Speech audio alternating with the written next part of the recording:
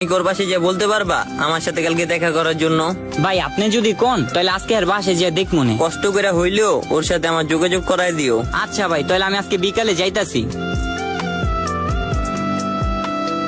কিন্তু আসল কথা হইল কি, তুমি একা না, পৃথিবীর অনেক এই যন্ত্রণার ভিতর দিয়া যাইতে হয়, আর তারা একটা সময় এই যন্ত্রণা কাটিয়ে উঠে নতুন করে সাজিয়ে নেয় নিজের জীবন। তার জন্য তোমার অনুসরণ করতে হইব কয়েকটি ধাপ। সময়ের হিসাব করা বাদ দাও। ব্রেকআপের প্রায় কয়দিন পরে সবকিছু ঠিক হয়ে যাইব এই চিন্তা মাথার থেকে নামায়া ফেলাও। কারণ কষ্টটা 1 বছরও চলে যেতে পারে, আবার 1 সপ্তাহ লাগতে পারে। তাই নিজের উপরে কোনো সময় বেঁধে দিবা না, নিজের উপরে জোর করবা না, নিজের উপরে চাপ দিবা না। রাতারাতি ঠিক হয়ে যাওয়ার চিন্তা মাথার থেকে বাদ দিলে এই দুশ্চিন্তা ঠিক হয়ে যাইব। দিনগুলারে স্বাভাবিকভাবে চলে যেতে দাও।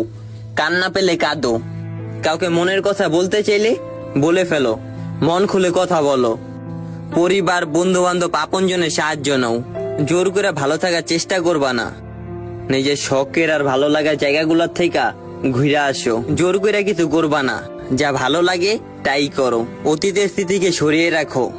প্রেম থাকলে তোমার জীবন কত সুন্দর হতো, কত সহজ হতো, এই তুলনা করবা না। কি হলে কি হতো এই চিন্তায় মানুষকে সামনে এগিয়ে যেতে দেয় না।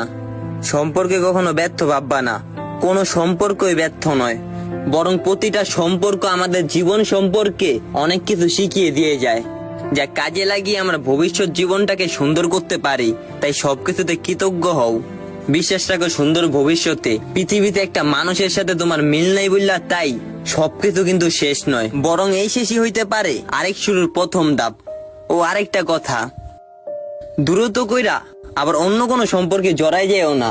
এই ভুলে বেশিরভাগ মানুষ করে। একটা